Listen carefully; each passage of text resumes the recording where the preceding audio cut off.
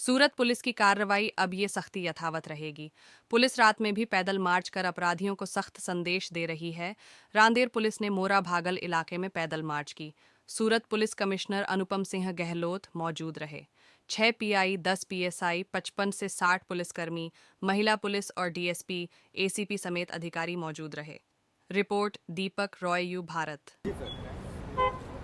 અત્યારે 7 તારીખનો રોજ આપણા સુરત શહેરમાં લોકસભાના ચૂંટણીના નવસારી સીટ અને બારડોલી સીટોની કુલ અમારા 1600થી વધુ જે બૂથો ઉપર જે ચુનાવની પ્રક્રિયા છે એના ધ્યાનમાં રાખીને ખૂબ સારી રીતે અને શાંતિમય પૂર્ણ જો આપણા બંદોબસ્ત પૂર્ણ થાય, લોકો જો આપણા મત જો બિના કોઈ ભય વગર નાખે એના ધ્યાનમાં રાખીને શહેરના છેલ્લા જો 2 અઠવાડિયાથી અલગ અલગ વિસ્તારોમાં ખાસ કરીને જો એવા પોઈન્ટ જ્યાં વધુ અવરજવર લોકો રહેતી હોય છે ત્યાં જો વ્હીકલ ચેકિંગ અને પેટ્રોલિંગ રાખવામાં આવે છે, જેના જ ભાગરૂપે અત્યારે અહીંયા જો રાંદેર વિસ્તારમાં જો ચેકિંગની કામગીરી ચાલુ છે, જેમાં જેટલા બી શહેરમાં પોઈન્ટો હોય છે તમામ પ્રકારના ટીમો જોડાય છે અને અત્યારે અમે લોકો લગભગ જો 20,000 જેટલા વાહનોના સ્ક્રીનિંગ કરી છે, એના ચેકિંગ કરી છે, જેમાં અલગ અલગ પ્રકારના 250 જેટલા લોકો હથિયાર, ચક્કુ હોય, છરી હોય, તલવારો હોય, ધોકા હોય, આ પ્રકારના પ્રતિબંધિત ચીજો સાથે પકડાયેલા છે, જેના ઉપર કેસો દાખલ કરવામાં આવેલા છે।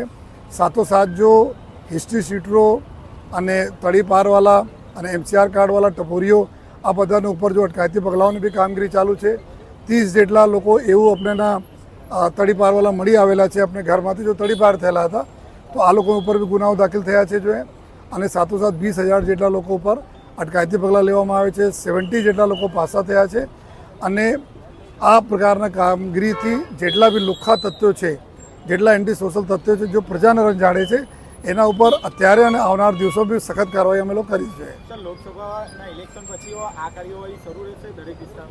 આ બધી કાર્યવાહી કાયમી માટે છે અને આ પ્રકાર જો લોકોના એક સેફટી ફીલ થાય, સાથોસાથ જો આ લુખ્ખા તત્વો છે એના બી સબક જો પોલીસ શીખાડે, આ દિશામાં અમે લોકો આવનાર દિવસો બી સખત અને સતત કાર્યવાહી અમે લોકો ચાલુ રાખવાના છીએ।